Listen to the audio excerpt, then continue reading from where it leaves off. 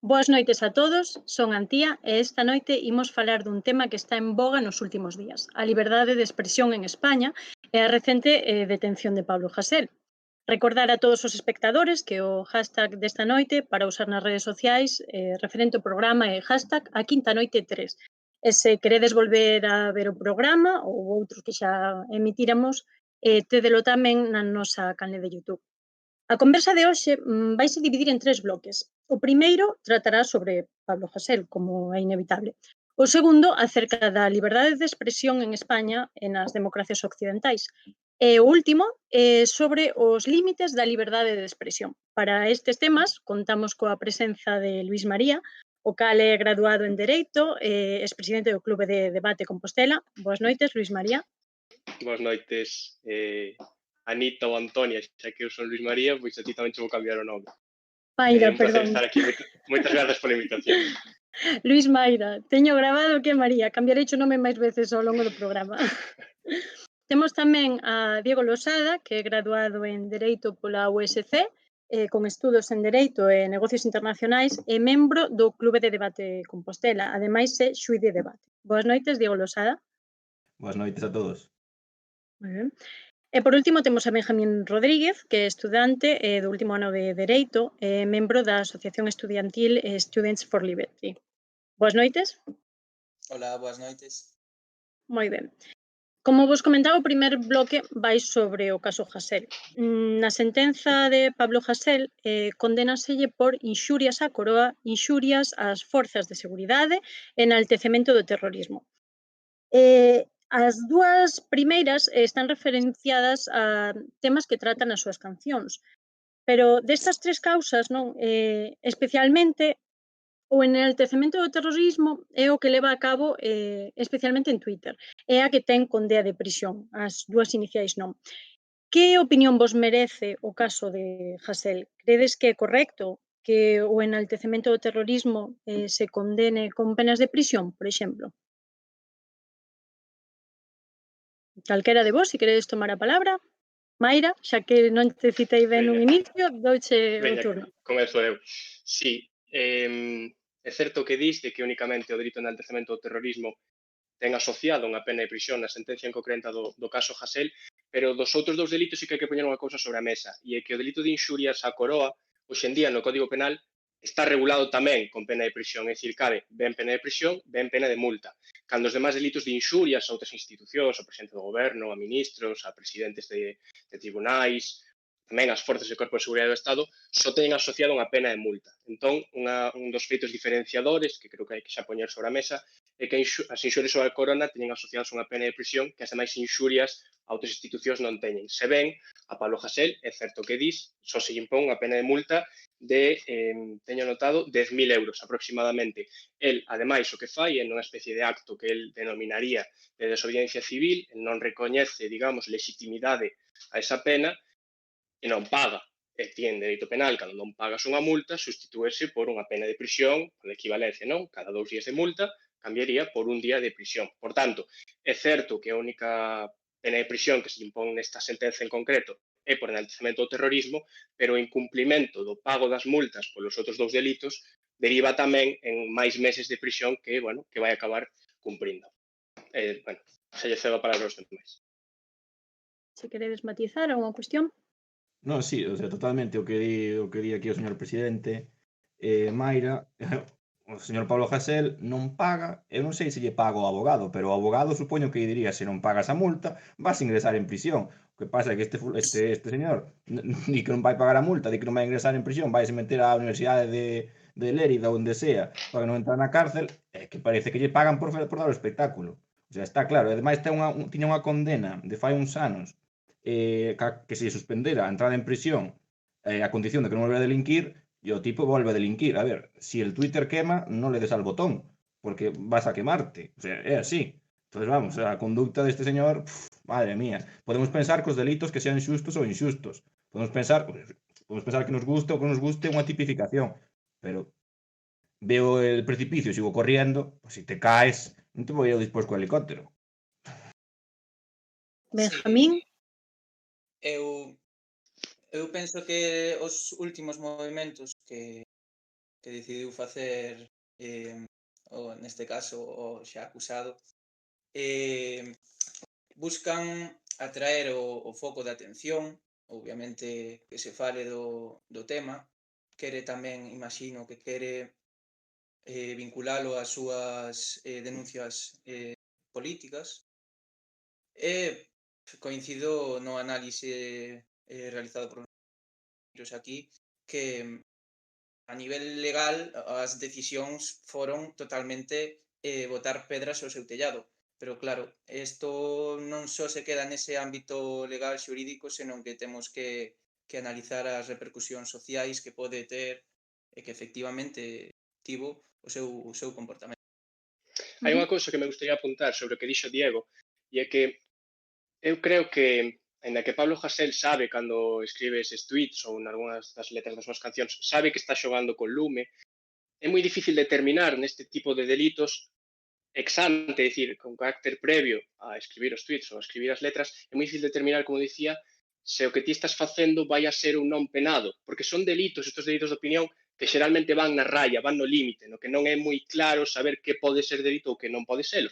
De feito, no caso concreto de Pablo Hasél, hai dous magistrados que formulan un voto particular, é dicir, dúas persoas con a mesma formación, a mesma imparcialidade, a mesma objetividade que os compañeiros maioritarios do tribunal que opinan distinto a eles. Entón, son delitos de moi difícil determinación e, bueno, creo que Pablo Hasél é consciente, sobre todo despois da súa primeira sentencia, de que pode estar xogando con lume, de que se lle pode volver a condenar, pero o que digo é que se pode xerar certa inseguridade xurídica con estas figuras en concreto que impiden saber con carácter previo a cometer un acto se vas a ser penado ou non. Eu se vou a roubar, se vou a maltratar a alguén, se con carácter previo que, bueno, que o delito penal está castigando estas figuras. En cambio, delitos de difícil determinación, como pode ser, pois estos de opinión, non? Enaltecemento ao terrorismo, delitos de ultranza á bandeira española, delitos de ofensa contra os sentimentos religiosos, non? Que son unha serie de casos que agora están un pouco no limiar por propostas de lei tanto do PSOE como de Podemos que impiden determinar con carácter previo que vai a ser delitivo e que non vai a ser delitivo. A Estades de ver, acordo? Credes que é correcto que o enaltecemento do terrorismo se condene con penas de prisión ou pensades que debería estar baixo o paraguas da liberdade de expresión? a ver, este problema que ben apunta Mayra, ten razón. O problema é que sempre que hai dereitos fundamentais en liza, loitando entre eles, ou sempre que hai que interpretar algo, sempre imos ter esa dúbida de isto si é un delito, isto non o é, e entre medias haberá uns xuíces que pensen que sí, outros que pensen que non, e abogados e procuradores que pensen o que pensen. Entón, non podemos tampouco ter un código penal que a descripción dos tipos sexa absoluta, porque eso non vai a ocurrir nunca. É moito máis fácil un delito de furto ou de roubo que un delito destes. Pero ainda así, o delito de enaltecemento do terrorismo non só require esa laudatoria ao terrorismo, a actividade terrorista, sino que require que a conducta do suxeito que está realizando que sexa idónea para chamar a reproducir eses actos. E, bueno, pensar que Pablo Hasél, por poñer uns tweets que estén haciendo terrorismo, cumpriría que esa conducta fora idónea. Cumpriría que eso de poñer un tweet chamase a alguén a cometer ese tipo de actos. Co cal, eu creo que o delito está ben diseñado. Unha cousa é decir, me parece moi bien lo que hace la ETA, e outra cousa é decir, me parece bien lo que hace la ETA e podéis seguir haciéndolo desta forma porque os puedo hacer esto, lo otro de más allá. Entón, o delito como tal está ben diseñado. O problema é que igual a aplicación nun caso ou noutro pois é máis polémica e é natural. Fíxate, eu teño dúbidas sobre se a figura do enaltecemento do terrorismo é unha figura axeitada. Non porque non haxa que condenar según que mensaxes que poden incitar actos terroristas, senón porque hai unha explicación viran en Twitter dun catedrático da Universidade da Carlos III, me parece un catedrático de Dereito Penal, Jacobo do Pico, se o queredes buscar en Twitter, que o explica el moito mellor que a min, no que explica un pouco cales son as diferencias entre a apoloxía do terrorismo e o enaltecemento do terrorismo, que son dúas figuras distintas con consecuencias xurídicas distintas. A apoloxía ao terrorismo consiste en incitar directamente a outros a cometer un acto terrorista. É dicir, se Pablo Hasél ou calquer outro cantante nun concerto di agora cando acabe vamos ir queimar o cuartel da Guardia Civil que hai dos cais máis abaixo, está facendo apoloxía ao terrorismo, está incitando directamente a vamos a cometer actos terroristas. Cando se crea a figura do enaltecemento ao terrorismo, a idea que ten o legislador no ano 2000 é simplemente penar os actos de xustificación ou enaltecemento de actos terroristas. por unha parte, ou ben de humillación ás vítimas de actos terroristas.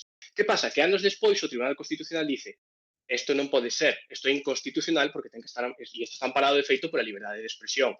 Se vostedes queren regular a figura do enaltecemento do terrorismo, teñen que introducir unha cláusula conforme a cal estes actos poden xerar un peligro ao conxunto da sociedade. Que pasa? Que xa tiñamos a apoloxía ao terrorismo para esos actos de incitar directamente a cometer actos violentos. Entonces, o que fai o legislador é introducir así unha especie de figura, es decir, que, bueno, que aquelas indirectas, aquelo que poida medio inducir, esas medio ironías, medio verdades, bueno, vámonos a meter no caixón do enaltecemento ao terrorismo e imos vendo. Entón, eu creo, por eso, o que dicía eu antes, eu non estou en contra de que haxa chamadas ao terrorismo que deban ser castigadas polo dereito penal. Eu podo chegar a estar en contra, ainda teño bastantes dúbidas, estou dando voltas o feito de que de vías indirectas poides chegar a enaltecer que alguén cometa actos terroristas. Para mollarse un pouquiño máis, pensades que neste caso se cumplen estes requisitos? Na vosa opinión persoal? Eu creo que non. Non, eu creo que tampouco. Pois eu creo que tampouco. Aquí non temos moita discusión. Pensades nesta liña, non, que comentades que tamén as leis pois, son interpretables polos xuíces e os xuíces a fin de contas pois, son persoas, non? Pensades que é correcto? Antes preguntábamos en relación ao enaltecemento, ahora preguntovos se pensades que é correcto que as inxurias se penalicen, neste caso con multas ou que comentabades antes os da Coroa que poden chegar incluso a ser cárcel. Nesta causa consideráis que é correcto ou isto sí estaría baixo o paraguas da liberdade de expresión? Eu para nada considero que sexa correcto. De feito, as inxurias e as calumnias son o único delito privado que queda no Código Penal, isto é que só se persigue a instancia de parte. Co cal, que ainda no século XXI ainda teñamos un delito privado, cando os delitos deixaron de ser todos privados e perseguibles só a instancia de parte, xa no tempo das 7 partidas de Afonso X Sabio, cando empeza a introducirse no sistema penal español, nese sistema inquisitivo, que é o Estado que vai perseguir os delitos, independentemente da vítima, e que ainda neste século teñamos un delito privado, como son inxurias e como son calumnias. Pero xa non só as inxurias a Coroa, que podemos pensar que, bueno, que é o organismo sobre o que pivota a estructura do Estado, non? Se nos gusta, gusta, se non nos gusta, nos gusta, pero ao fin e ao cabo defendemos, digamos, un organismo, un ente do Estado que é o pivote da lógica constitucional. Pero, por exemplo, as inxurias aos corpos e forzas de seguridade do Estado que sexan un delito, non a un policía por ser policía, non, en plan, la policía es no sé qué, injurias aos cuerpos e seguridade do Estado, ou a la Cámara Legislativa, ou al Consejo General del Poder Judicial. Pero bueno, pero vamos a ver. O Código Penal non está para iso. Iso é porque faise moito populismo punitivo. O Código Penal non está para, ou eu creo, vaya, e así non nos na facultade, que somos os tres da casa, non está para ese tipo de conductas. O Código Penal fai 30 anos era unha cousiña así, e hoxe é unha cousa así. Habrá que preguntarse por qué. Se inxurias houbo sempre. Para empezar a tipificar delitos, eso non sei a quen beneficia, pero a ninguén. Queredes comentar algo os demais? Sí, pero bueno, deixaba yo, compañeiro, non sei se queres comentar algo antes. Non, basicamente estou de acordo coa forma de plantexar a cuestión. Penso que delitos deste tipo sempre debemos partir de que os legisladores non son os que mellor deseñan e configuran as leis, se xa a propia doutrina ten problemas a hora de configurar moitos delitos, moitas estruturas lóxicas que ten o dereito, pois isto acentúase cando quen comete o labor é o legislador e con máis inre en delitos deste estilo que teñen un componente que é moi sensible para a opinión pública. Entón, eu creo que isto é unha mostra clara de que, bueno, o dereito, a súa configuración é algo que nos afecta directamente, que moitas veces non está nas mellores mans a hora de configurarse. Pero bueno, isto é Mira, eu sobre o delito de no marco este no que nos movemos de inxurias e calumnias a institucións, tanto o rei como as outras institucións, Bueno, se ben é certo, Diego, que en concreto o delito de inxurias ao rei sí que é perseguible de oficio, porque o rei non vai andar poñendo demandas a todo o mundo co insulte, que senón me parece que non teria tempo para Claro, ir de son, vacacións por aí. refírame a particulares, son os privados. Sí. Mira, xa que estamos co caso Hasél, no caso concreto das súas cancións e tamén dos seus tweets, bueno, por poñer algún exemplo, se queremos, non? Por se que nos está vendo non sabe de que tweets estamos falando, eu sinalo dous, por exemplo, fala de monarquía mafiosa ou fala de entre quienes financian el ISIS queda todo, vale? Está acusando o rei, por tanto, de actos que serían delictivos. Ben, aquí o que di a sentenza mayoritaria do Tribunal Supremo é que non hai liberdade de expresión cando se supera a barreira do límite da mera crítica, vale? Pero temos un problema en concreto ca figura da calumnia ao rei. Un delito de calumnia consiste en acusar a unha persona de cometer un delito. E iso é o que distingue do feito da injuria. Injuria en insulto.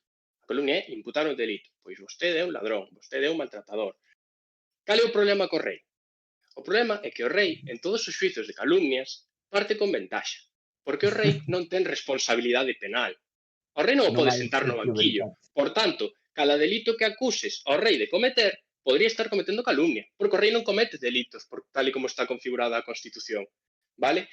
Pero que non só por eso os magistrados do voto particular consideran que hai que absolver a Pablo Hasél, senón porque din que, en de que trata os feitos, e critica un pouco o xeito de como Pablo Hasél critica o rei, non? Di que son feitos simplistas, fala, digamos, de que fala incluso desde un punto de vista, non dice exactamente esta frase, pero maleducado, non? Digamos que el non está, o magistrado non está a favor con como di as cousas Pablo Hasél, nin no que di. Pero hai unha cousa moi interesante, que é, Pablo Hasél non se inventa nada neses tweets, e non se inventa nada nesas cancións. Son temas que están no debate público.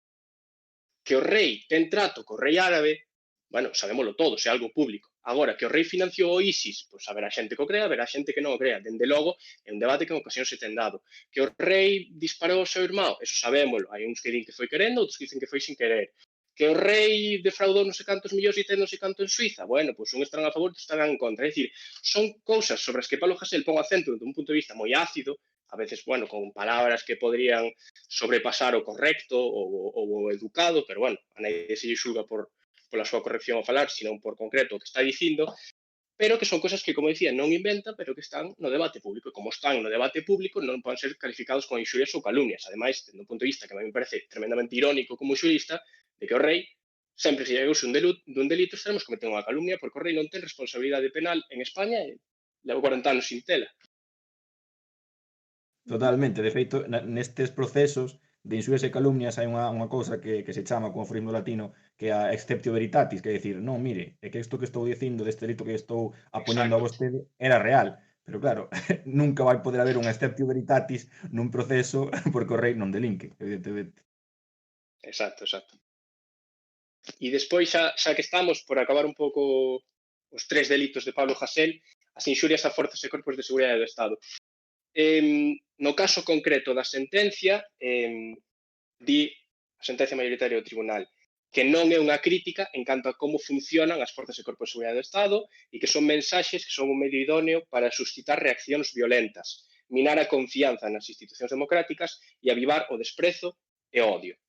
Pero, de novo, os magistrados do voto particular, que a mí me parece que teñen unha doutrina moi importante, e, de feito, creo que no futuro se falará máis dese voto particular que da opinión mayoritaria do tribunal.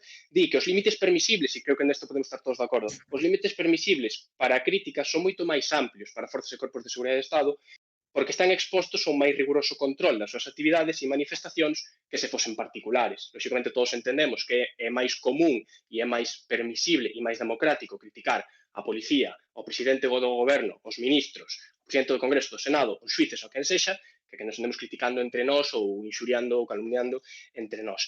E despois é unha cousa moi particular e é que se nos podemos analizar un a un cada un dos tweets e das letras das cancións de Pablo Hasél, consideran estes dos magistrados que a imputación de feitos ten que ser precisa e dirixida a persoas determinadas ou determinables, que non bastan atribucións xenéricas, vagas ou analóxicas. É dicir que a policía é un conxunto de torturadores non é unha inxuria, non é unha calumnia, é unha opinión política, máis ou menos ácida, máis ou menos crítica, pero ten que ser respetable e entra dentro dos límites da liberdade de expresión. Se dixese o cuartel da Guardia Civil de tal pueblo permitiu a violación a unha rapaza, e é mentira, pois é unha calumnia.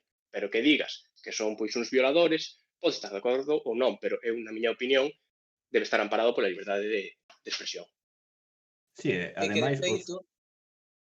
Sí, por di. favor, non digo que os magistrados fían moi fino, porque hai que se dar conta de que nós temos uns dereitos fundamentais, que o Código Penal pódenos regular moitas condutas, pero os dereitos fundamentais siguen existindo. E os corpos e forzas de seguridade do Estado non son titulares dun dereito fundamental. Individualmente sí, pero como conxunto e como grupo non.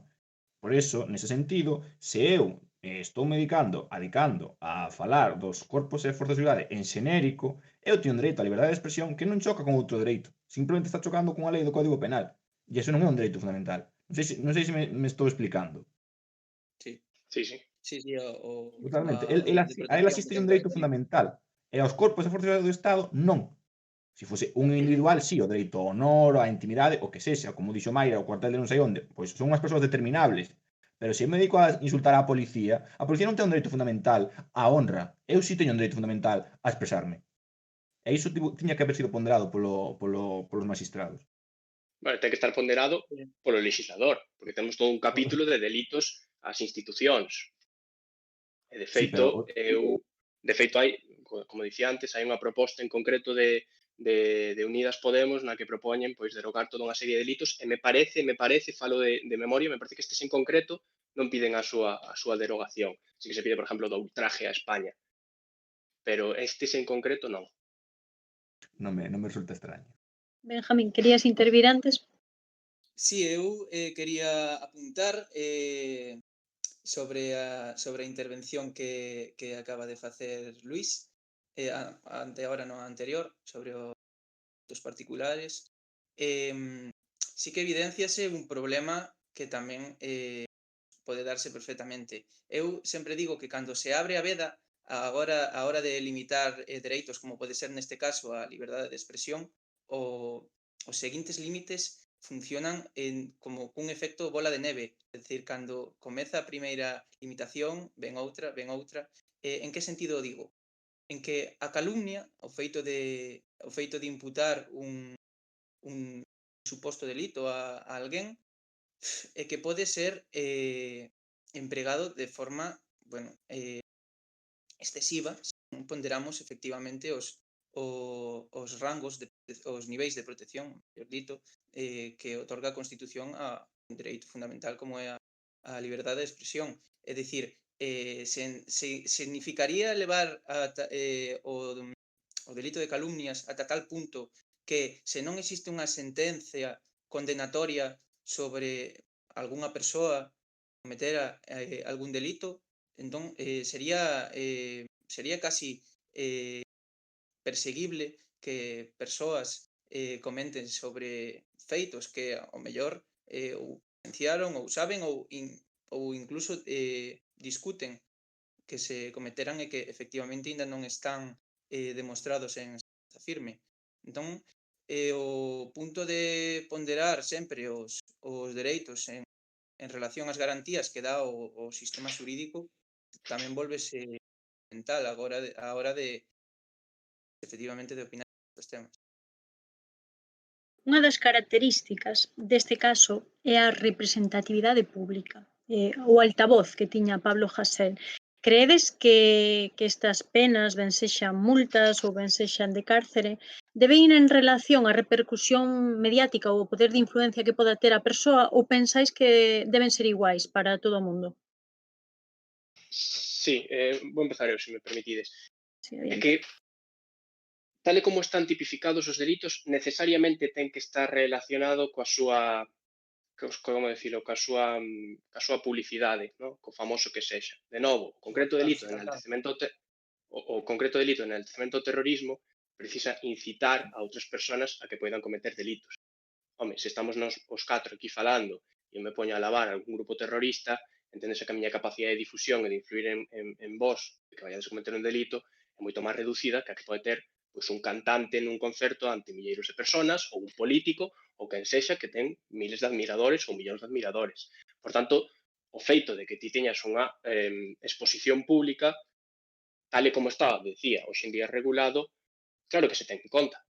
Pero que precisamente se suprimimos o delito de enaltecemento ao terrorismo e deixamos o de apoloxía, eu en concreto sí que podería cometer un delito de apoloxía agora mesmo se vos incito directamente a cometer delitos, non con indirectas, non alabando a grupos terroristas. Entón, se queremos facelo máis democrático, se queremos integrarnos a todos por igual, deroguemos o delito de enaltecemento ao terrorismo, deixamos a apoloxía e todas as demás vías levámolas polo civil cando dañen a honra ou dañen a dignidade da persoa, non? Se me permitides, estes días estuve lendo algunha sentencia máis para vir preparado, e hai unha que me chamou especialmente a atención e é unha persona que é condenada por uns mensaxes en Facebook. Ten unha conta aberta de Facebook na que alaba a ETA e aos Grapo e tal, bueno, se queredes digo un pouco o que dice, pero bueno, son enaltecementos ao terrorismo no sentido de unha foto de uns policías ardendo e pon ardede bastardos ardede, non? Bueno, creo que podemos entender que por menos xustifica ou enaltece actos terroristas. Pero a particularidade deste caso é que ten 1000 seguidores en Facebook. Que 1000 seguidores en Instagram, en Twitter, por aí, hai moitísimas personas que os poden ter. E unha persona con 1000 seguidores en Facebook pode de verdade incitar a personas a cometer actos terroristas ou que a ETA se volva a refundar? Eu personalmente creo que non. E creo que este delito cada vez se está levando a uns límites moitísimo máis amplos e que se está convertendo incluso nunha especie de peligro, porque, bueno, supoño que despois o comentaremos, pero saen datos de que hoxe se condena máis por enaltecemento ao terrorismo que cando o terrorismo existía. Home, eu creo que é máis fácil incitar o terrorismo cando os grupos terroristas existen e cando os grupos terroristas están actuando. Hoxe en día, pues haberá quen alabe aos Grapo, haberá quen alabe a ETA, pero lóxicamente a posibilidade de que se volvan a refundar, de que poidan volver a atentar, entendemos todos que é moi remota. Sí, e ademais que a doutrina do Tribunal Europeo de Dereitos Humanos para xusto para estes casos, como di Mayra, dá uns criterios, cando hai que ponderar o dereito á liberdade de expresión cas actuacións do Estado, como podría ser este encarcelamento de Hasél. E dá 3 criterios o Tribunal Europeo na súa doutrina que é moi reiterada. Unha sentencia moi famosa que houve en Tedesme que España que disculpar fora que o... voume quedar sen batería. Tedes que Vale. un momento. Vale, deixamos Continuade entón. que sigo escoitándovos, un momento. Un asunto moi importante fora o Fuentes Bobo contra España. E aquí o tribunal recalcou estes criterios e dixo, para que un Estado cercione ou limite a liberdade de expresión dun particular, dun cidadán, necesita 3 criterios. Un criterio de proporcionalidade, é dicir, que se fai por algo, como dicía Mayra, en tempos cando se podería intentar que a ETA tentase ou que sea, pois sería proporcional ter un delito deste estilo con esta pena. Outro criterio que era que houvese unha motivación suficiente, bueno, isto xa evidentemente na sentencia ten que estar motivada en España, pero un terceiro criterio para limitar este dereito de liberdade de expresión que dá o Tribunal Europeo sempre é que haxa unha necesidade social imperiosa para limitar este dereito. E como di Mayra, se non hai xa grupos terroristas en activo, e se non ten 1000 seguidores ou 2000, que necesidade social imperiosa hai de que teñamos que cerciorar este dereito fundamental, non sei xa que pase, sabe Dios o que? A ver, é que logo comémonos as condenas en España, como se estas condenas, e preguntamos, Eso iba a por que comentar, será? sí. Sí, que Totalmente. levamos toda unha ristra de condenas do Tribunal Europeo de Dereitos Humanos en moitísimos casos e xa dende hai anos. Xa dende hai moitísimos anos. De feito, aquí en España condenouse por queimar a foto dun rei, chegou o Tribunal Europeo de Dereitos Humanos e meteunos un palito e dixonos, mira, isto é liberdade de expresión, pode ser máis ácido, como decimos, pode ser menos ácido, pero é un mecanismo de opinión. De feito, a primeira vez que se condena por inxurias á corona e chega o Tribunal Europeo de Dereitos Humanos, é precisamente Arnaldo Otegi, non estritamente relacionado con a súa posterior condena por actividades terroristas, pero Arnaldo Otegi nunha manifestación contra o rei por a causa de unha viaxe súa a Cataluña, me parece, califica como xefe dos torturadores. E en España o tribunal considerou que chamar o rei xefe dos torturadores era unha inxuria. Chegou o Tribunal Europeo de Dereitos Humanos e dixenos, vamos a ver, hai que ter en conta que é un cargo político, nun acto político de rexeitamento claro ao rei, no que pues, está criticando a figura institucional do rei. E, en segundo lugar, era unha pena que levaba, non levaba prisión, levaba multa, pero levaba inhabilitación. E claro, non é o mismo inhabilitar a Pablo Hasél, que en principio non se vai presentar a concejal do seu pueblo, que inhabilitar a Arnaldo Otegi, que naquele momento era o líder do seu partido. Entón, aí o Tribunal Europeo meteunos un palito. Tamén nos meteu un palito cun caso, por exemplo, incluso de Jiménez Los Santos, que acusou a Ruiz Gallardón de que non investigara o 11M, etc. E dixeronnos que, bueno, que iso é liberdade de prensa. Todos temos que entender que estemos a favor ou non do que di Jiménez Los Santos na radio pola mañá, a súa liberdade de prensa ten que estar por encima de calquer tipo non de calquer tipo de ataque contra o honor, pero sí que temos que ter unha perspectiva moito máis ampla con el, polo seu exercicio lexítimo de dereito á liberdade de prensa. Entón, iso, o Tribunal Europeo de Dereitos Humanos están metendo palitos e veremos se este caso concreto de Pablo Hasél chega ou non, que non o sei. Sí, é que aparte o tribunal, nestes casos todos, tanto no de Jiménez Los Santos, o caso Castells, o que nombraba eu antes de Fuentes Bobo, o sea, todo, o mismo do Otegui, di o tribunal, non é o mesmo, por exemplo, no caso Castells, que era un diputado de Ribatasuna, creo, que non sei que lle dixo ao goberno, algo como do Rei, que eran os xefes dos torturadores ou algo así, e o tribunal díxolle, non é o mismo decir que X ministro ou que o goberno, como apoñéndolle ao goberno en sí, que estén detrás dunha maniobra de tortura, que decir, o goberno é un torturador. Porque o que está dicindo estáse referindo a un feito político, está introducindo ao goberno como, digamos, apuntando sobre o goberno unha actitude do Estado, etc. Pero non está dicindo X ministro se dedica a torturar desta forma ou desta outra. Entón, isto é unha crítica política, como a crítica do rei, que fixo o Tegui, que nombraba aquí Maira. O sea, evidentemente, decir que o rei é o que está detrás, non sei que, non están dicindo exactamente que o rei teña unha axenda e que chame a Villarejo e lle diga, dale unhas hostias a este pavo que me está tocando. Claro, evidentemente o que está vendo é unha crítica política. Entón, unha cousa é decir, usted es un ladrón, e outra cosa é decir, os políticos roban, ou el gobierno roba. Pues, evidentemente, el gobierno roba, non estou chamando a Pedro Sánchez ladrón. Se digo, Pedro Sánchez meteu a mano no bolsillo e me sacou 5 pesetas, pues, evidentemente é distinto. Pero bueno, e o Candy De feito, Causa. no caso concreto desta sentenza de Pablo Hasél, todas as apelacións que se fan á policía ou que se fan ao rei fanse desde un punto de vista moi xenérico, non se acusa nada concreto. Salvo un en concreto que é moi interesante, de novo, o voto particular, hai un en concreto que dice, non recordo o nome do terrorista en concreto das Grapo, porque, bueno, os nomes nas sentencias están cambiados por protección de datos, chamanlle Onésimo na sentencia, non? Dicen, a Onésimo lo mataron los policías torturándolo. Ollo, aí podría chegar a haber unha calumnia porque é un acto concreto dunha persona concreta que morreu en dependencias policiais. Por tanto, as persoas encargadas da súa custodia poden estar sendo obxecto dunha calumnia.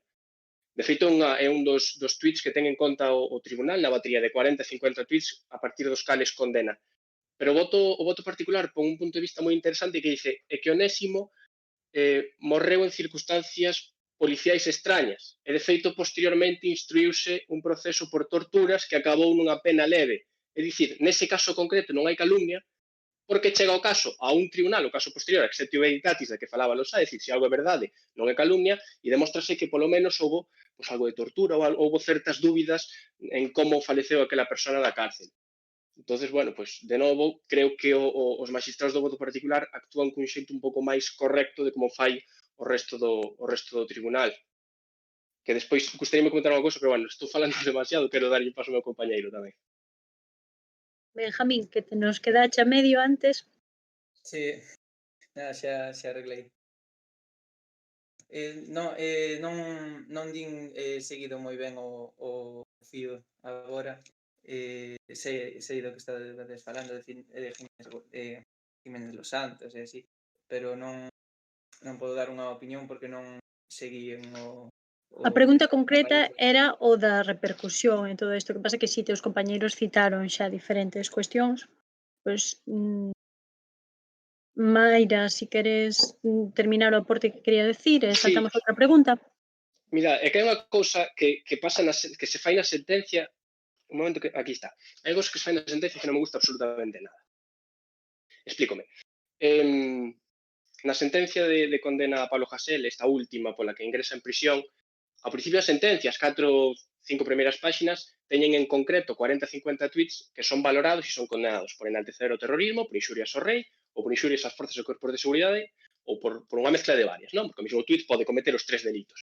Despois fai unha cousa que non me gusta nada e que para considerar se eses tweets poden xerar un peligro abstracto, di, aparecen 1915 tweets, é dicir, dice un número concreto, contaron ou analizaron ou que fose, aparecen 1900 tweets cos seguintes termos: Grapo, monarquía, rei, ETA, terrorismo, Bilbo, bomba, Juan Carlos, policía e Guardia Civil. É dicir, se Pablo Hasél puxo un tuit, concierto hoy en Bilbo a las 10:30, o tribunal meteu aquí. Isto non se pode facer. E tampouco é unha cosa demasiado grave, porque ao principio da sentencia sí que se dicen concretos tweets que son delitivos, non? Pero unha persona, pois, se quere tuitear 1900 veces sobre a ETA, non quere decir que 1900 veces cometendo un delito de enaltecemento ao terrorismo. Ni siquiera que o faga unha vez por unha trayectoria continuada. Faino cando, en concreto, mensaxes concretos enaltecen o terrorismo e incitan a personas a cometer actos terroristas. E non me gusta nada o que fai aquí a sentencia, só quería sinalar eso en concreto. Quizáis aí o ponente o que estaba intentando era demostrar como que tiña unha cuenta en Twitter que con todas esas mencións como que era unha cuenta bastante explosiva, unha conta bastante explosiva, pero sí, a verdade é que tampouco entra no siloxismo lógico da sentencia, tampouco utiliza isto para fundamentar nada, non di, no, pues vamos a decir que tiene este delito porque tutea isto. Sí que é certo que non ten sentido mellor que o recolla, pero logo tampouco é unha fundamentación xurídica a conta disto, entonces tampouco, pero sí, a verdade é que chama a atención. Sí, aí dá má sensación de que fai unha especie como un montón de erva seca, ¿no? Ti se vas acumulando erva seca, van quedando huecos polo medio e parece que tes un pilón altísimo. Pero claro, se despois humedece, ao final queda en nada. Entonces empeza a meter na saca, tweet, pon Bilbao, pa dentro. E claro, que non sei, unha cantidade de tweets que parece que está 1915 veces enaltecendo o terrorismo cando para nada. De novo, eso que dicía, ao principio da sentencia aparecen os tweets concretos por os que se lle condena e, por tanto, non se vulnera o seu dereito á defensa, non creo que sexa unha sentencia inconstitucional. É unha sentencia que se pode estar máis ou menos de acordo, pero non é inconstitucional e eu penso que as súas garantías como persoa acusada se cumpliron neste caso concreto e non estou dicindo o contrario para nada. Frente ao que el di, porque sacan o proceso como aparece contado polos medios de comunicación, como se estuvésemos, non sei, como se os xuíces fose unha man, non sei, que están movidos por Franco, en para descanso, non sei por quen, como se o goberno puidese facer algo, como cando se encerra na universidade, cando dice, no, eu non vou a presentar no xulgado. A ver, estas cousas valerían para un país no que o poder executivo controla o poder xudicial. Pero en España non pasa, nin formalmente, nin materialmente, espero que non pase. Co cal, dase unha pátina a todo como de, non sei, non de proceso, senón de cousa de fai 50 anos, que fai 50 anos queríamos, en plan, temos unha condena, non o considero xusto, pero ademais Pablo Hasél pode acudir a tribunais internacionais, é dicir, contanse as cousas de forma moi torticera neste caso, é todo bastante farragoso. Este non foi o único caso así chamativo donde se falaba na opinión pública de que se vulneraban os dereitos da liberdade de expresión. Pensades, por poñer así exemplos, que o caso de Pablo Hasél é homologable, por exemplo, que pasara cos tweets sobre Carrero Blanco de Casandra Vera ou que se falaba dos titiriteros que facían unha sátira que foi catalogada tamén como enaltecemento? Pensades que pode estar na mesma liña ou que hai diferencias claves entre aquelo e isto? Facendo unha idea xeral, que non é a sentencia esta da que estamos falando, pero a nivel comparativo. A ver, comparar dous casos é moi difícil, porque os aspectos subxectivos e de contextos son moi distintos. Eu creo que se hai algún dos casos que pode estar máis próximo ao enaltecemento do terrorismo sería o de Pablo Hasél. Ollo, me parece que ningún dos dous chega a estalo, pero que os de Casandra son uns tweets dunha persona que naquele momento tiña 18 anos, no ano 2013, cando, bueno, creo que todos sabemos que Twitter era máis unha selva, era máis un, bueno, cada un parecía que se podía poñer o que quixese e non pasaba nada, non? Como agora que sabemos que hai outro tipo de consecuencias. E son tweets sobre Carrero Blanco, que a fin de contas son 13, me parece, frente a estes 1900 e pico tweets que considera o Tribunal Supremo que escribe Pablo Hasél, son 13 tweets que veñen a ser chistes. E un chiste, considera o Tribunal Supremo, que non chegan a afectar a dignidade da persoa ni xustificar os actos terroristas. Non, é o que fai é reproducir chistes. Incluso a propia sentencia chama a atención de decir é que sobre Carrero Blanco sempre se fixeron chistes. Que se fagan o chiste en concreto, incluso de perda gracia o chiste, porque o Tribunal Supremo xo explica. E dice, a gracia está en que o coche subía moi arriba. E en eso consisten as bromas de Casandra neste caso concreto, non? E o que di é que durante 40 anos, por tradición oral, se foron facendo chistes sobre Carrero Blanco que nunca tuveron ningún tipo de consecuencia penal e o menos o van a ter 40 anos despois porque estén escritos nunha plataforma pública. E di as tres causas polas cales absolve finalmente o Tribunal Supremo a Casandra, que non o fai a Audiencia Nacional, que condena a un ano de prisión, por contar uns tweets de Carrero Blanco. O Tribunal Supremo dice que nin pretende incitar a violencia, ríndose contando un chiste sobre un acto concreto, nin provoca odio hacia ningún grupo en particular, nin tampouco chega a xustificar o acto ou incitar a outros delitos. Por tanto, na miña humilde opinión, ningún dos dous chega a enaltecer o terrorismo, pero, de logo, de Casandra, bueno, me parece que non dá lugar casi a ninguna discusión. Non sei como se puido formar un caso deste acto en concreto. A ver, eu creo que os dous casos, obviamente, non deberían ter repercusións legais. E, por tanto, nese aspecto sí que os equiparo, pero, bueno, o compañeiro ten toda a razón de que son uns contidos totalmente distintos que teñen unha orixe. Os chistes de Carrero Blanco pódese incluso dicir que forman parte do acervo cultural español. Entón, convertir a cultura tamén en delito sería algo que un pouco forzado. É que non sei se me oe. Sí, sí, Sí, hoxe sí, che sí. ben, fala. Vale, que ou foise máis a imaxe. Non podemos ter tantos delitos. O sea, é que en España non podemos estar con estas cousas neste século de que si este me dijo lo otro, el otro me dijo lo demás, allá me dejó de decir. Si temos un dereito fundamental a liberdade de expresión, temos que telo. Evidentemente, a liberdade de expresión non pode amparar coaccións, porque hai xente que di, no, está na cárcel por expresarse, por cantar, por bailar a muñeira. No, a ver, non. É como se digo que Franco estaba na cárcel, o sea, que Franco é un dictador porque firmaba sentencias. Non, mire, o sea, non é así. Entón non podemos ter esta ristra eterna de delitos, de cada día, no, vamos a poner un delito no Código Penal para prohibir no sé qué. La transfobia, la apología del franquismo. Bueno, pero vamos a ver, pero qué clase de país é este? No que non se pode decir o que lle dé a gana. O sea, sin falar de que, evidentemente, de danar a particulares que poidan ter o seu dereito a intimidade, a honra, un outro choque de dereitos, certo? Pero é que isto é unha coña, porque estamos aquí discutindo, como ben fai aquí o señor presidente Maira, sobre as diferencias de delitos de apoloxía, do terrorismo, etc. Pa que? Pero que é isto? Os xulgados pa que están? Pa que está o Mira, Código Losada, Penal? en relación ao que estás comentando, hai diversas persoas que polo chat nos están preguntando que opinaríades se pensades que se debería eliminar o delito de odio. A pregunta vai para os tres. Eu, en É que concreto, o delito de odio creo que non. En concreto, o delito de odio. Eu opino que non, despois, se queredes, debatimos. En principio, de entrada, non. Os demais? Decía Eu Álvaro creo Gors, que debería ir probablemente polo civil, pero porque eu teño unha visión moi restringida do Código Penal. Penso que incluso teño unha visión reducida de, por exemplo, o dereito á honra, é dicir, o dereito á honra non pode ser tan amplio como para que coartes a liberdade de expresarse de xente que poida ter opinións plurais e distintas sobre un, independentemente de que poidera chegar a xerar unha responsabilidade civil. E con respecto ao delito de odio é que é complicado, porque ao fin e a cabo espectáculos como o que vimos o outro día na televisión, pois é algo que a todos nos sensibiliza, vaya, que en pleno século XXI organízase unha que nin siquiera sei como chamalo, no que a chica, directamente emiten odio, que, pero claro. que falaba dos xudíos.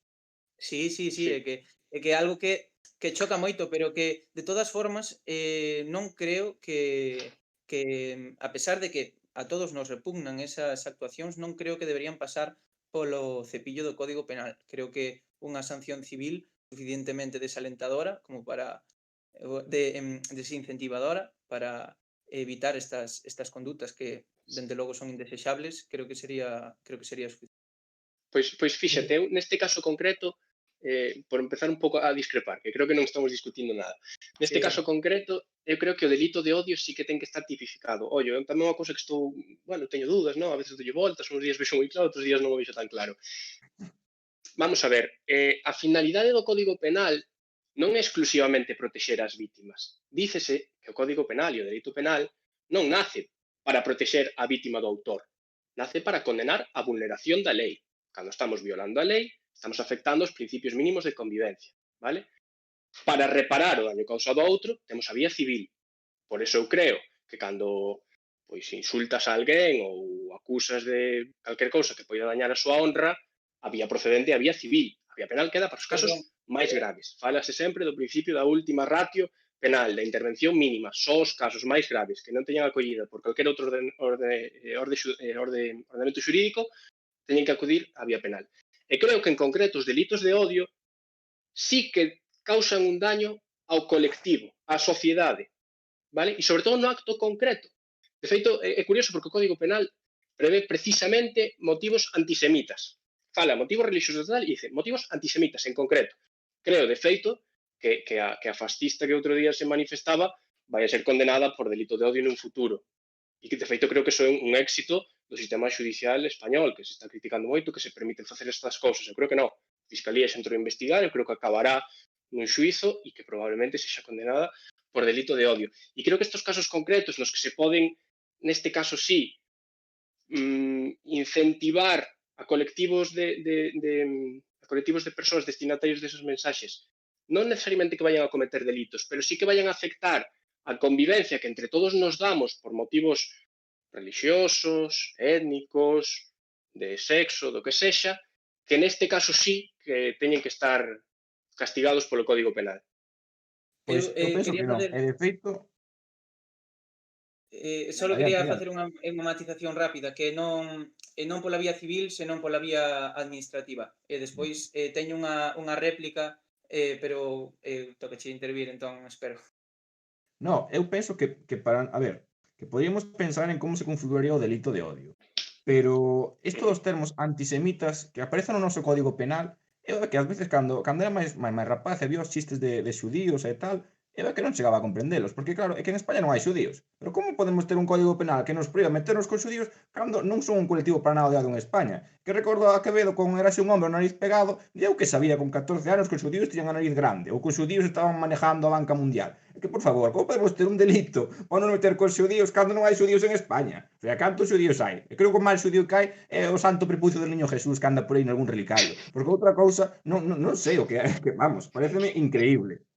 Eso en punto A ver, primeiro. Minorías Eu quería étnicas. matizar, eu quería matizar sobre o que comentou Luís, que o éxito do Código Penal non é efectivamente penar conductas como a que vimos na televisión o outro día. O éxito do Código Penal é non ter que intervir, porque eso é cando Claro, conseguimos pero terá que intervir en algún momento. Vale. Ou que pasa? Ou alguén comete un asesinato e decimos, non, mellor non intervimos, que é un éxito do Código Penal. Non, haberá que castigar a aquel que cometa os delitos. Si, entón o Código Penal máis exitoso é o que ten máis xente no cárcere, non me chega a cuadrar. No, claro que non. Claro que non. O Código Penal máis exitoso é que encolla a todas as persoas que cometen as tipicidades previstas pola lei. Hai un delito de odio previsto para casos concretos e a muller do outro día creo que cometeu ese delito. Eso é o éxito do Código Penal, precisamente, que teña un texto que funcione. Ollo, o que non é un éxito do Código Penal é o que decía Diego, de que existan moitísimos delitos e que aquí todo o mundo este cometendo delitos todos os días, que temos, de feito, un dos códigos penales máis duros de Europa, que parece aquí que temos un código penal blando, que todo o mundo pode facer o que queire, e todo o contrario, temos un dos códigos penales máis fuertes de Europa. E, de feito, débese sobre todo en consecuencia a ETA. É dicir, como ETA estaba cometendo atentados, o legislador empezaba a regular rápido, a gravar penas, e somos un dos únicos países en Europa no que unha persona pode pasar 40 anos en prisión sin salir afora, sin chegar ao segundo grado. 40 anos en prisión por un delito de asesinato. Somos dos únicos. Además, temos o delito de prisión permanente revisable. Tamén somos dos poucos que fan iso. É que temos que pensar en que en España hai un populismo punitivo, aparte os tres somos da casa da Facultade de Dereito de Santiago, isto témolo moi masticado, o de, bueno, vamos a prohibir a exaltación del franquismo, vamos a prohibir, como dixo a señora ministra de Igualdad, la mutilación genital femenina. A ver, fai 100 anos xa había Código Penal, si ou non? Fai 200 anos, bueno, estaban as partidas, pero como a novísima recopilación, como se houbera. Había Código Penal, Dereito Penal, si ou non? Si. Había delito de lesións? Si. Que hoxe en día poñamos un delito específico para a mutilación xenital, está ben? Home, pois sí, está ben, vale. Pero é necesario que cada vez que se nos ocorre algunha cousa poñer un delito novo? Non, É necesario coartar tanto? Eu non o creo. Eu creo que o Código Penal de fai 25 anos será así porque agora é así. Non ten sentido. Hai un montón de dereitos fundamentais que deberían ter unha cobertura moitísimo máis ampla. E nós podemos fer o que iramos, porque nós estamos, gracias a Deus, España, está inserta en moitos organismos internacionais, están firmados moitos tratados, como está no Consello de Europa, desde os anos 79, temos o Tribunal de Estrasburgo, o Tribunal Europeo de Direitos Humanos. Vale, nós podemos poñernos a facer códigos penais hasta que nos cansemos. Sai un día Pablo Iglesias e di que vai a prohibir a apoloxía do franquismo. Sai outro día outro e vamos a prohibir que quemen banderas. Vamos a prohibir... Mire, va a llegar usted un día a Estrasburgo, nos van a revocar las condenas, lo que estamos haciendo es gastar dinero, meter a la gente en pleitos e é un lío criminal. Eu vexo que o código penal debe ser moito máis pequeno. Nin delito de odio, nin moitos outros delitos dese estilo.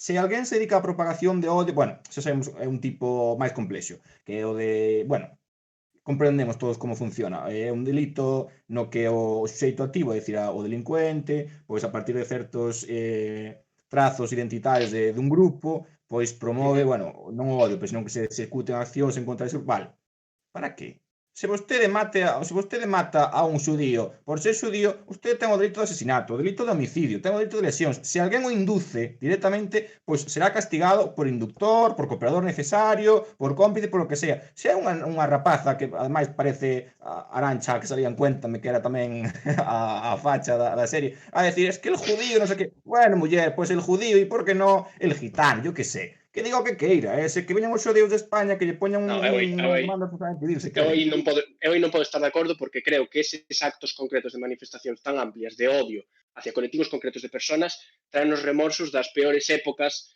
contemporáneas do ser humano.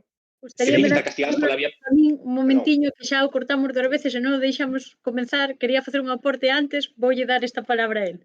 Bueno, a ver, que eu quero insistir que o triunfo do Código Penal, o seu éxito, non radica en que se impoñan ben as penas, o sea, en que consiga impoñer moitas penas, en que haxa moita xente no cárcere, non. Eso, en todo caso, será un mérito do sistema coercitivo estatal que funciona adecuadamente e de que a xente, polo xeral, recoñece a autoridade.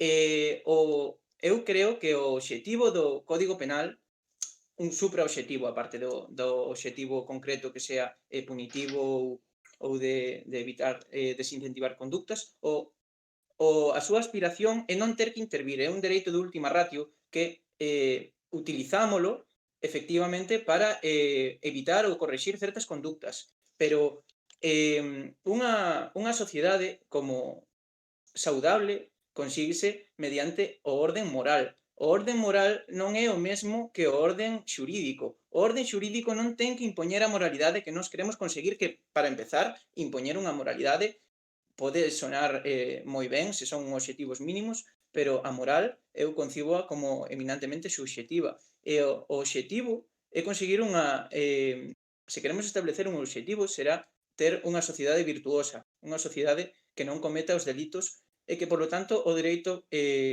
concretamente o dereito penal, non teña que actuar. Pero eso non significa, entón, que o dereito penal teña que sancionar todas as conductas que consideramos impropias na sociedade. É por eso que eu considero que o dereito penal ten que estar moi reducido e coincide totalmente con Diego en que o Código Penal utilizouse cunha política criminal basada no que se basa a democracia, que é atraer votos e non efectivamente conseguir nin siquiera que a sociedade vaya mellor, nin sequera conseguir o orden, nin nada. É dicir, é algo que temos que ter moi claro. Sí, É que canto máis... sobre isto, perdón, deixame un segundo, por favor. Adiante, Mayra.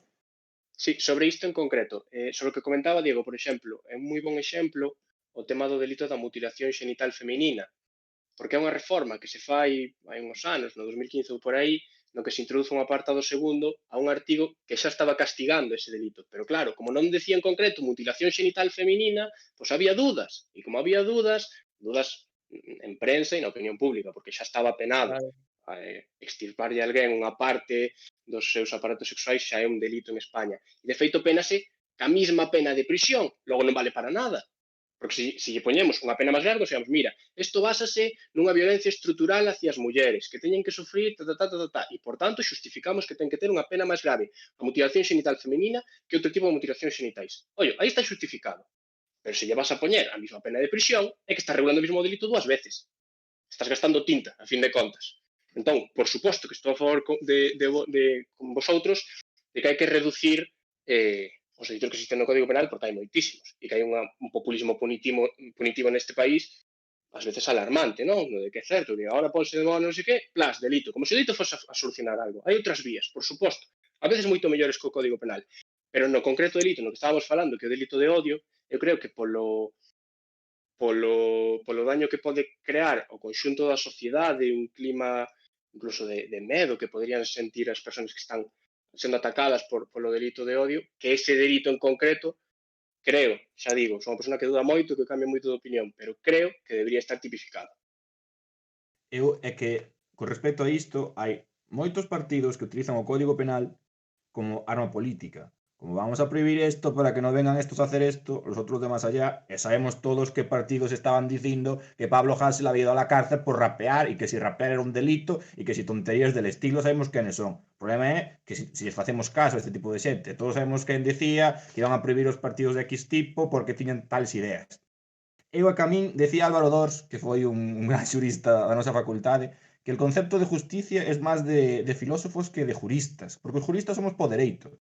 Cada un ten a súa idea de xusticia. Entonces, canto máis introduzamos nas ideas da xente as nosas cortapisas, o que facemos é recortar dereitos a todos. A mí me acordo cando salía aquel autobús de hazte oír por Madrid que decía las niñas tienen pene, perdón, los niños tienen pene, las niñas tienen vagina, que non te engañen. La dereito de odio porque va contra non sei que, le corta... Pero non pode unha persona decir nun autobús que las niñas tienen pene, como si quiere decir que las niñas tienen, no sé, pelo verde debajo de los sobacos. Pues que lo diga. ¿Qué es esto de poner delitos de odio a todos, secuestrar un autobús? A mí me parece que o Estado tenía que intervenir en todo este tipo de cousas. Se alguén se dedica a promover odio, se alguén se dedica a minorías ou o que sexa, pues habrá outras maneiras de leválo, pero non pola vía penal, como decides, é a última ratio, a última esquela que queda o dereito. Incluso o orde moral, é dicir, sempre pensamos en reconducir conductas mediante o brazo legislativo. A orde moral é fundamental nunha sociedade e creo que non nos cabe duda de que a muller que saiu fai uns días na televisión falando sobre os xudeus, creo que non vai ter unha moi boa acollida con respecto ao resto da cidadanía, que son persoas normais que o que máis o que menos pois respeta ao próximo. Polo tanto, creo que é unha visión moi paternalista do Estado, a pesar de que esta frase este moi de moda, entón tampouco me gusta caer nos clichés, pero que é totalmente certo, que o Estado non é o pai non é o pai de ninguén. A sociedade ten os seus mecanismos xa en base a proba e error durante séculos que funcionan perfectamente, a pesar de que moitas veces non os vexamos. Rapaces, temos unha pregunta a través de Twitter, a xente que usou o hashtag, pero gustaríame que forades telegráficos na resposta. É bastante xeralista, unha frase corta máis ou menos para respondela ou un párrafo, non? Preguntan cara onde debería moverse a legislación en España sobre as inxurias á coroa ou a liberdade de expresión. Hai algunha forma de ser xustos na regulación de delitos de odio ou de dereito á honra? Credes que hai un espectro político máis perseguido que outro?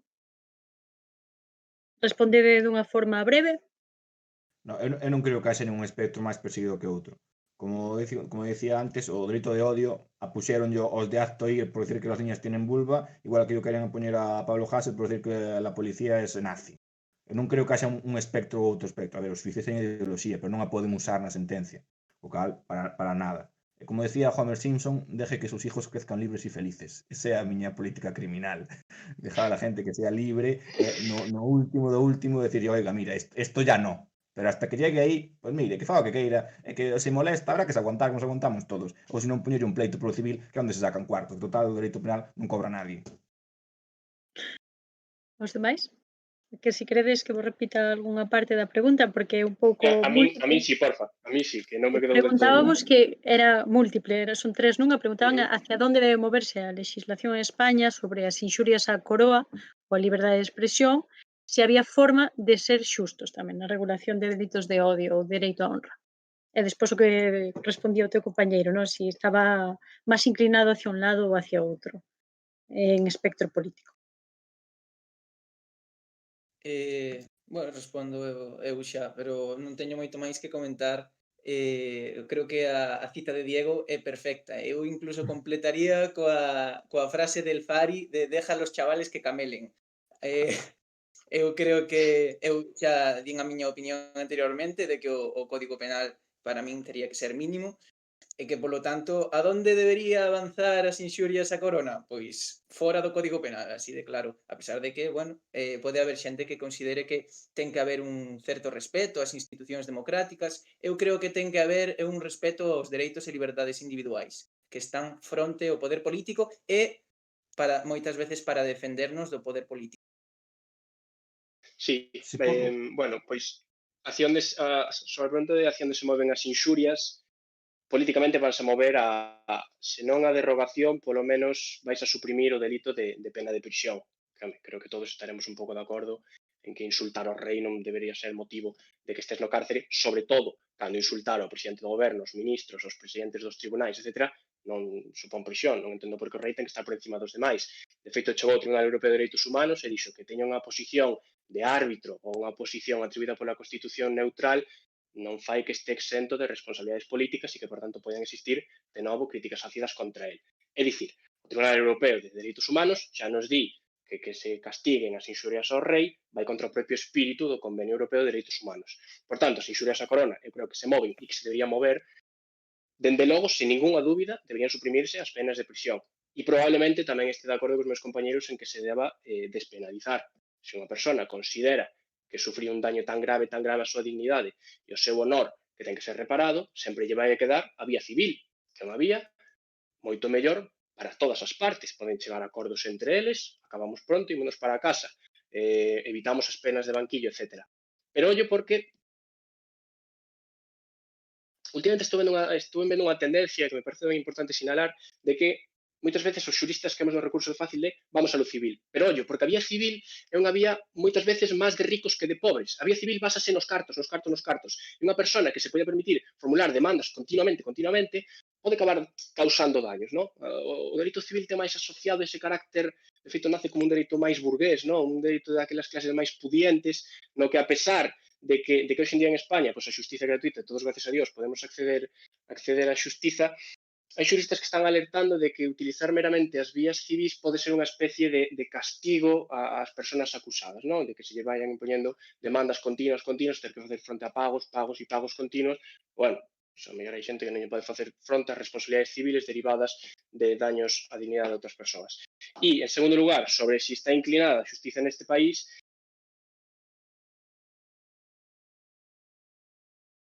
a bote pronto, no.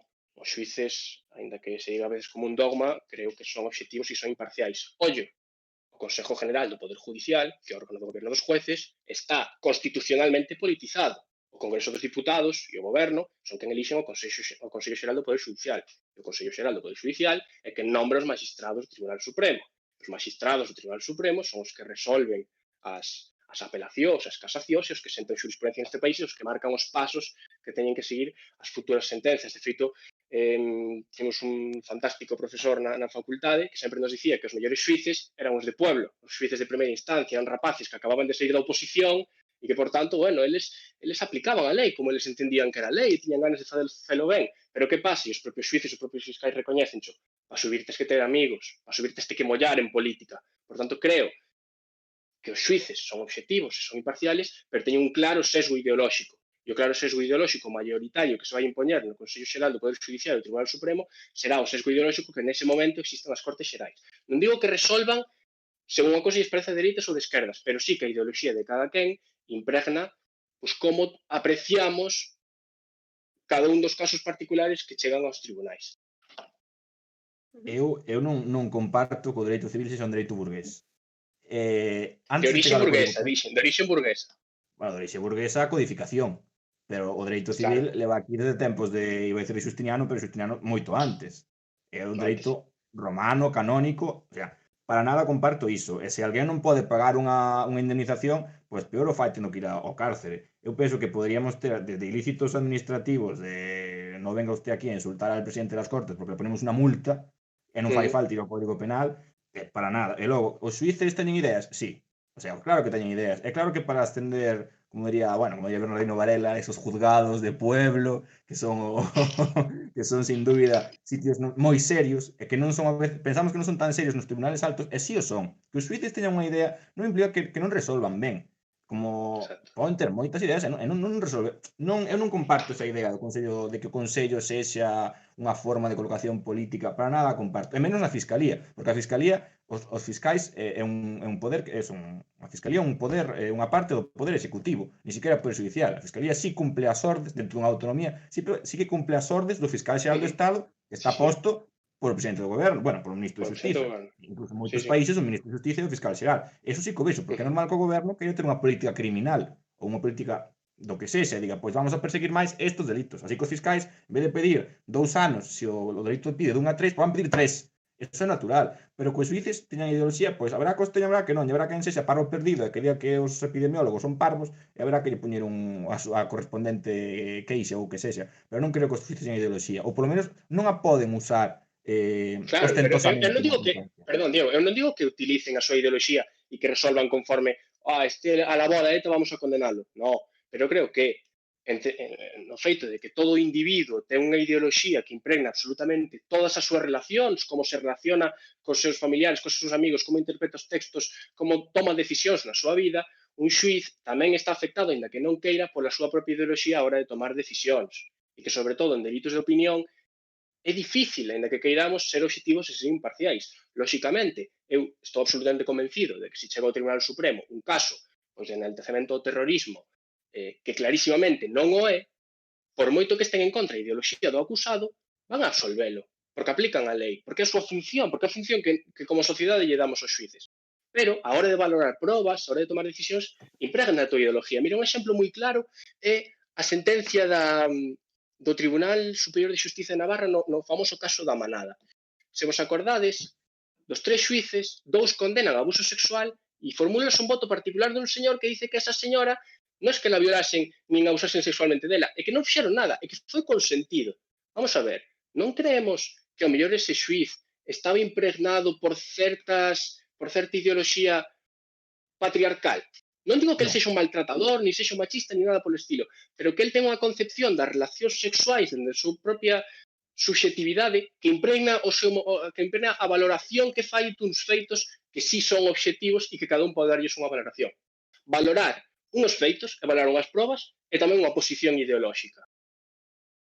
Eu penso que o xuiz da Manada, aínda que fose recién salido dun campamento da Organización de Juventudes e fose o máis machista que hai en España, sabendo como funciona a lei en España, el ao valorar a proba nun delito, neste caso, un delito sexual, contra a indemnidade sexual, o que ten que valorar é se hai consentimento.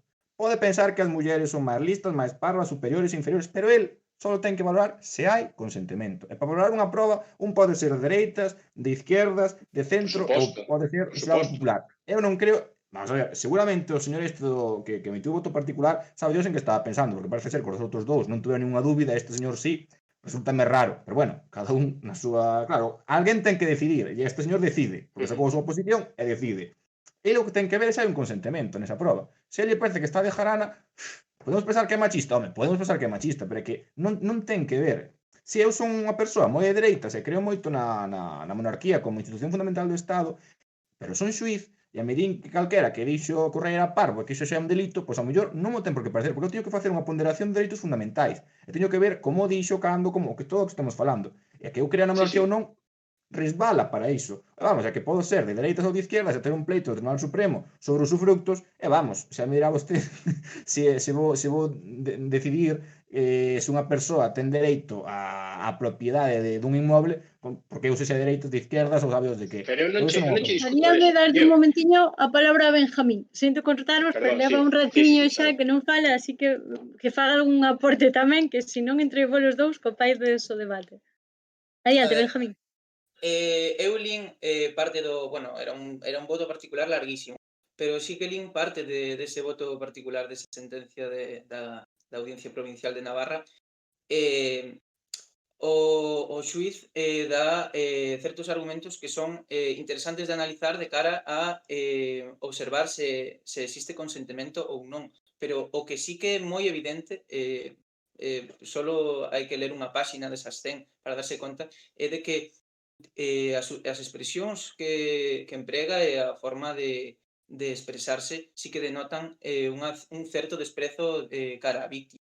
Eu creo que cando lees ese voto particular, é moi fácil darse de conta de que os xuíces teñen bueno, no fondo é inevitable, pero os Claro, claro, xuíces, pues.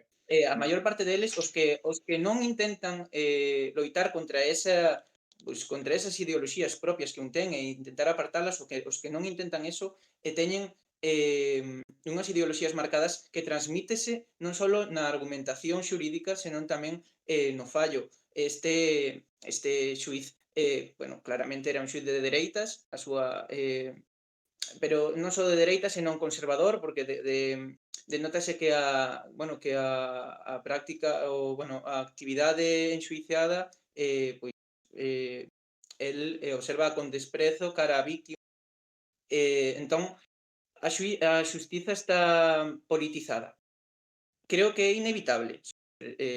Seres racionais que temos as nosas propias creencias, poderá haber persoas máis dilixentes.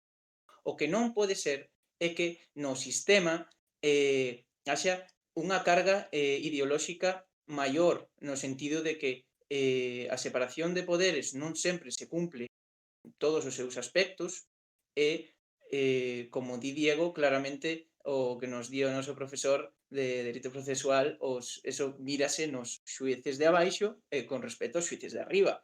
Por que? Pois porque non só os xuíces traen intrínsecamente a súa ideoloxía, senón que o propio sistema fomenta que esas ideoloxías moitas veces nin sequera se intenten apartar ou enmascarar nin nada. Por lo tanto, é un problema real. É un problema real. Vámonos escapando un pouquiño do tema do debate. E hai unha pregunta que me gustaría facervos porque é desde outro punto de vista. Antes falábamos da liberdade de expresión desde o punto de vista do emisor, non? Deste mensaxe.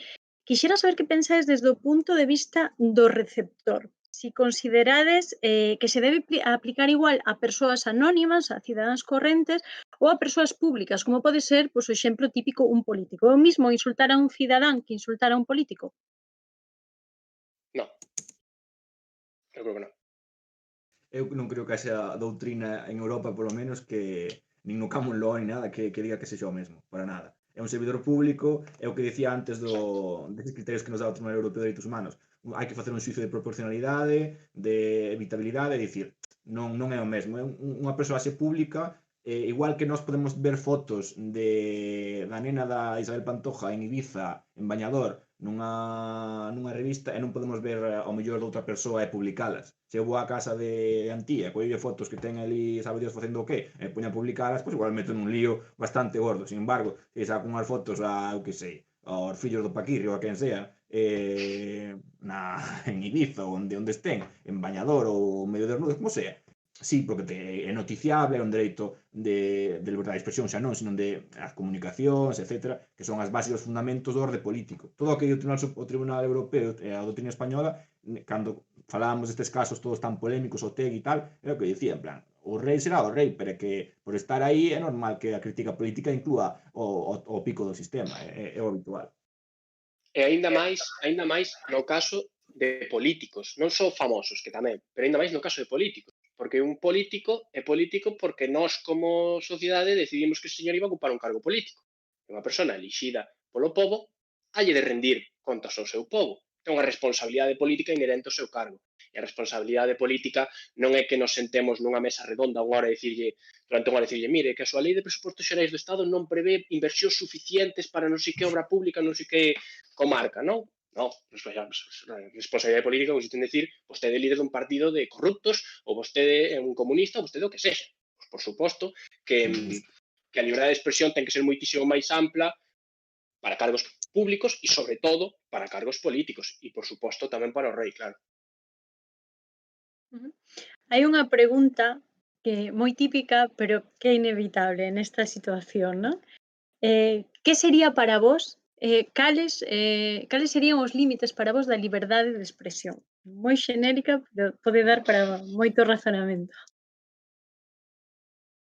Non se pode responder. Iso é como a todo. Nestes casos, podemos estar así horas. Para iso están os tribunais. Porque se pudiéramos poñer os límites a un dereito fundamental, decir, hasta aquí é e a partir de aquí non é, pois xa non farían falta tribunais. Podería unha administración pública ou funcionario decir, a ver, este hecho é este artículo, sí, ya está. adelante. Eso nunca se pode facer. Pero vos como Nós sabemos xuristas tedes unha opinión persoal tamén, entendo. sempre que choque con outros dereitos fundamentais. Se non choca con outro dereito fundamental, adiante. Os demais, estáis de acordo? De acordo. Sí, moi bon razonamento. Se eu, quero dicir, o exemplo máis claro me parece a min que son as ameazas. As ameazas non deixan de ser unha expresión, un delito que se comete falando, pero todos entendemos que unha ameaza que xera a unha persona un medo, un daño sobre a súa integridade persoal, que ten que estar castigada, por suposto. E eu creo que as apoloxías, que tamén son un delito de expresión, tamén teñen que estar penadas e non deben estar protegidas pola liberdade de opinión ou de expresión. Que estemos nunha vía pública, digamos, vamos todos agora a prender el lume ao cuartel da Guardia Civil ou vamos todos a pegarnos cunha manifestación que hai dúas calles máis abaixo, cando incite directamente a comisión desos delitos, que ten que estar castigada e que é un límite. Estou de acordo con Diego, poñer os límites non é sinxelo, non é posible, de feito, nin é desexable que poñamos uns límites concretos á liberdade de opinión, sino que é unha cousa que ten que ir facéndose co tempo, incluso pois, co sentimento social de cada época. Eu creo que entendemos todos que os límites da liberdade de expresión, o que consideramos socialmente aceptable no ano 2020 non é o mesmo que se considera aceptable no ano 1930. Entón, pois iso, delitos de incitación directa á violencia, por exemplo, creo que teñen que estar castigados polo peligro que xeneran para a sociedade. A min, a reflexión sobre o dereito á liberdade de expresión, eu sempre cando discuto con algún compañeiro ou cando eu mesmo poñome a reflexionar sobre o tema, sí que gústame analizalo desde dúas perspectivas. Unha perspectiva máis real, actual, a vixente en España, é dicir, os sistemas de dereitos e obrigas que temos deseñados no noso ordenamento xurídico, pero o que me parece máis interesante a hora de reflexionar é abstraelo, levalo a un plano máis teórico. E o problema é que para dar unha opinión que sexa coherente, non remitilo só aos xuíces, porque ao fin e ao cabo Diego ten toda a razón, os casos hai que resolvelos individualmente, pero sí que é certo que temos que ter algunhas reglas xerais das que partir. Esas reglas xerais no marco teórico, para falar sobre a liberdade de expresión, temos que ter previamente un sistema ou concebir un sistema de dereitos. Non é o mesmo, por exemplo, configurar un sistema xurídico en base a unha concepción que predomine as liberdades e os dereitos colectivos que os dereitos individuais. É dicir, non é o mesmo ter unha constitución de corte liberal que de corte social. Entón, eu, cando me enfrento a estes problemas, sei que gústame orientalos máis cara aos dereitos individuais. Que, bueno, isto podería ter un debate bastante largo, pero basicamente para resumilo ahora rápido, tampouco me quería estender demasiado, xa levo un rato, o individuo é o ente irreductible da sociedade que ten que ter uns dereitos inherentes a si. E como os ten ese individuo, os teñen todos os demais polo feito de ser suxeitos de dereito. Entón, como definimos as liberdades? Dende o liberalismo, por exemplo, dice a ausencia de coacción, vale, pero que é coacción? Hasta que punto? Que tipos de coacción? Porque hai libertarios que definen como amenaza, violencia física ou amenaza de violencia física, pero pode haber outros tipos de coacción. Polo tanto, é por eso que eu restrinxo o Código Penal. Por que restrinxo o Código Penal? Porque a xustiza, eu creo que o que se debe de encargar é de velar dos dereitos dos individuos e de restituir a xustiza, se vamos ás definicións clásicas dadas por Aristóteles ou dada incluso por Ulpiano, é dar a cada un o seu. E o seu é o seu dereito. Entón, é aí onde temos que enfatizar e enfocar a xustiza. O Código Penal non restitúe, non fai nada pola víctima. O Código Penal, a pesar de que agora existen outras técnicas como a mediación, etc., pero iso é outro debate, o Código Penal redúcese a delitos máis de orde pública, pero a xustiza debe estar orientada a velar polos dereitos dos cidadáns individualmente, restituílos, e é por eso que o de que o dereito os procesos civís son de orixe burgués, bueno, pode ser, pode non selo, pero considero fundamentales. O sea, xa sei que non é que ti opines, senón que trouxéchelo dunha opinión de si, totalmente de acordo. Sí, Pero só quería... non estou de todo de acordo, por suposto faz unha análise moi boa, pero eu creo que o Código Penal non só está, se o que che entendín, non está solo para protexer os dereitos subxectivos do individuo. Hai dereitos colectivos que teñen que...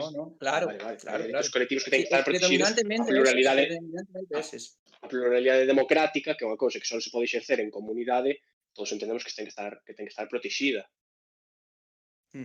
Sí, pero o mellor dixeno mal, o sea, o Código Penal oriéntase principalmente a dereitos máis colectivos, dereitos de orden pública, etcétera, e o dereito civil é o que se enfoca nos dereitos individuais e por eso creo que é o ámbito civil o que ten que ter a carga, ou incluso o dereito administrativo orientado a estas individualidades. Non, solo era eso. Sí, eu estou de acordo que cando un acto en concreto solo afecta a dúas persoas individuais, como é precisamente un delito de inxurias, que, como dicía Diego ao principio do debate, é o único delito privado, o único delito que solo se persigue se a persona ofendida interpón unha acusación, non o pode facer o Ministerio Fiscal, que eses poderíamos replantear a súa vía a civil, porque non xera un daño á colectividade. O Código Penal está para castigar os daños á colectividade personificados nunha persona concreta. Iso non quere dicir que o homicidio sexa un daño que só se produzca entre dúas persoas. Por suposto que só se produce entre dúas persoas porque hai un agresor e hai unha víctima, pero todos entendemos que se xera un daño á colectividade no momento no que se incumple a lei e se poñen en risco os principios mínimos de convivencia. Por tanto, estou de acordo con a túa análise de que os aspectos meramente individuales teñen que estar polo Código Civil. E un dos problemas que está cometendo, e creo que estaredes de acordo comigo, os tribunais últimamente, que cada vez están extendendo máis o seu ámbito e están entrando en casos moi concretos que antaño estarían regulados polo dereito civil. Sí. Sí, pero Hai unha cuestión... Perdón, sí, adiante. No, digo que responde a política criminal que se leva en España, populista, de vamos a prohibir esto, lo otro, de más allá. Prohibir. Non sei que pensan, que temos 15 anos todos, ou aquí, os políticos. Sí, totalmente. Pero adiante. Gustaríame plantearvos unha pregunta moito máis subxectiva, moito menos técnica. Estades de acordo co tratamento mediático que se lle deu a este tema nestas últimas semanas, sobre todo? Adiante. Temos tweets, por exemplo, de grupos de comunicación, de partidos políticos que nos viñan a decir el rapero Pablo Hasél va a la cárcel por lo que dicen unos de sus raps. Vamos a ver. Pero como pode ser que xente que está cobrando, pero unhas cantidades bastante pouco desdeñables de cartos para facer unha noticia que sale nun titular a dicir que va a la cárcel por lo que dicen unos de sus raps, como o análise que fixo aquí o Presio, como que fixo Maira, que foi lerse a súa sentenza, máis ou menos, vela, entendela, como bo xurista que é, iso vanme dicir que non o puderon facer nas redaccións de todos os periódicos e todas as noticias que hai en España. Pero non a fixo nadie. Porque se sale un partido político, non vou decir cuál, pero vou ler un tuit dun partido. La condena de Pablo Hasél non debería existir. Una condena que es una demostración de que la libertad de expresión en España non existe desde que se aprobou a lei Mordaza. Entérome agora que a lei Mordaza é o Código Penal e que Pablo Hasél vai ao cárcere por culpa da lei Mordaza. Se o fai un partido político, pois mira, o que queira votar que vote e o que non, que se aguante, pero que os medios de comunicación abran o telexornal dicindo, por sí, por unos tweets que puso el famoso rapero, non sei que, pero vamos a ver. Isto é como cando dicen, o xuiz impón unha caución a calquera, unha caución é impón unha cantidade e vostede deixa aquí esta cantidade consignada e se vostede non se presenta no xuicio ou o que sea, esta cantidade será retida polo xulgado. Vale. O sea, abre a noticia e di, todos os xornais. El juez le pone unha multa a non sei quién. Entón, como queda a xente? Todo o mundo pensando, algo faría cando puxo unha multa. E non era unha multa. O sea, o tratamento mediático é absurdo. Roza niveles de infantilismo, vamos, ou paga, básico. a veces sale o titular de paga para salir de prisión, como se aquí as penas fosen conmutables pagando. A información veraz quedou, bueno... Mirad, eu creo que neste caso concreto non é de todo correcto sinalar únicamente a un sector da poboación. Eu creo que foi un caso moi polarizado. É que os que nos quedamos no medio, porque eu creo que me quedei no medio, intentamos tratar de poñer un pouco de orden, pero non é fácil. E é moi polarizado porque é moi fácil polarizalo. E cando as explicacións son moito máis largas que as simplificacións acaban se impoñendo. Que pasa? Uns decían, o que decía Diego, ingresa en prisión por as letras de sus canciones. É unha media verdade, tampouco é mentira, porque, bueno, xa explicamos antes que el non recoñece o delito de inxurias á coroa, non paga a multa e supón pena de prisión. Eso é certo, pero é unha media verdade dicir que ingresa en prisión polas súas letras contra o rei.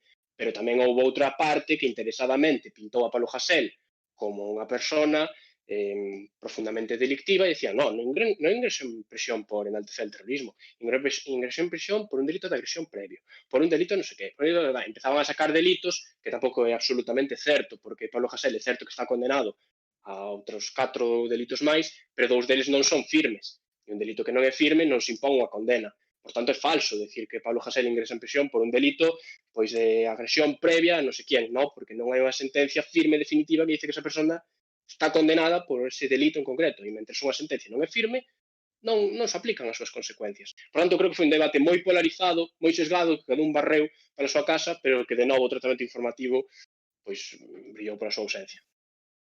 Eu hasta, non sei se sabedes quen é Álvaro Bernard ou Bernard. Bueno, é un rapaz que fai vídeos en YouTube, que é xurista, supostamente. Entón, vin un vídeo sobre Pablo Hasél e dixen, bueno, vamos a ver o análisis jurídico que fai. E de repente, o primeiro que encontro no vídeo é o delito de inxurias á coroa non ten pena de cárcere. E mostra o artigo, creo que foi o 491.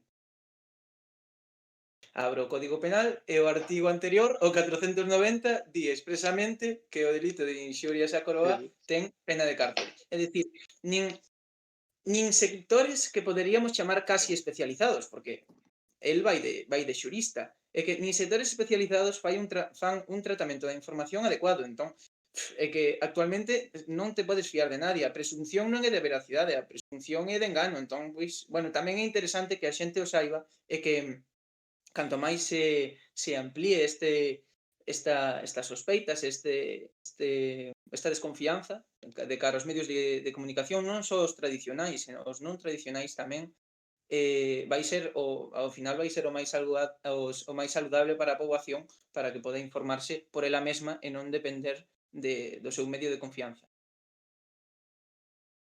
Pois con Os esta medios, argumentación, se algún quere añadir algo máis, Rosa, no, adiante. os medios danlle a xente o que quere. Eu vi a xente en Twitter, en Instagram, etcétera, xente que ten unha carreira compartir el hashtag de la izquierda, o sea, la derecha nos prohíbe hablar, o la izquierda, non sei que. Pero vamos a ver, pero se hai un delito, pode che gustar ou non che gustar, pero pensar que os suíces que che veñen aquí, que son todos de X partido, por favor, é que son cousas tan simples que non sosteñen unha argumentación de 3 segundos, pero porque a xente quere iso. A xente quere dicir que os de Acto Ir que son, non sei, que son vidos da Asociación Católica de Propagandistas dos anos 30, e o que o Pablo Hasél que é un terrorista. E a xente quere oír eso, copiar e pegar, e punto. Non interesa saber a verdade, nin que é complicado, nin que os xuízos teñen que facer moitos xuizos mentais para chegar a condenar a alguén. Que va? A xente non importa. Entón, claro, a xente daño que quere, a xente quere oír. Sí, Por eso esta hora e media de debate foi tan enriquecedora, espero. Pois se queredes añadir unha última cousiña, senón xa son prácticamente as 12, por un minutiño. Agradecervos moitísimo a vosa presenza, foi un debate moi entretido. Agradecer aos espectadores que tamén nos formularon varias preguntas a través das diferentes redes sociais. Tristemente non se poden incluir todas, tamén hai un guión e un tempo establecido e oxalá poder estar falando horas deste tempo, pero faríase moi pesado tamén. Moitas grazas a todos e vémonos o próximo venres. Ata loguiño. nada, moitas gracias. Moitas gracias. Pero Chao. Chao.